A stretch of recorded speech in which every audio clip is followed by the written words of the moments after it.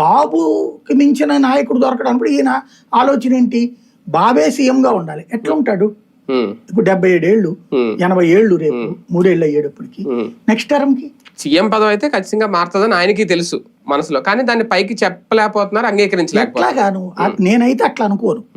ఒక్కటి నాకు అర్థమైనంత వరకు, ఆయన ఫ్రస్ట్రేషన్ అర్థమవుతున్నంత వరకు విజయం ఈయన ఊహించలేదు. అవును, ఘన విజయం. విజయ్కి కూడా ఏ 10 20 వస్తాయి ఇప్పుడు ఈయనకి మళ్ళీ అని అనుకున్నారు. ఏకంగా గెలవడము ప్లస్ ఏఐఏడీఎంకే వాళ్ళు చీలొచ్చి రావడము, అతను ఏకంగా సీఎం కావడం అన్నటువంటిది ఊహించలేదు. ఎందుకంటే గతంలో విజయకాంత్ అనుభవం, కమల్ హాసన్ అనుభవం చూశారు. ఈయన అవే లెక్కలేసుకున్నాడు. ఏది ఇక్కడ చిరంజీవి ఎక్స్పీరియన్స్, అక్కడ కమల్ హాసన్, విజయకాంత్, కార్తీక్ కూడా పార్టీ పెట్టాడు ఒక, చివరికి అతను కూడా డిపాజిట్ రాలా.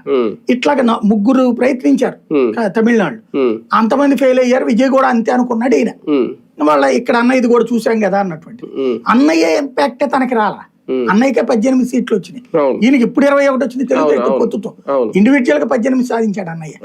కాబట్టి ఈ కాన్సెప్టే అనుకుని విజయ్ విషయంలో కూడా ఎక్కువ ఊహించలేదు.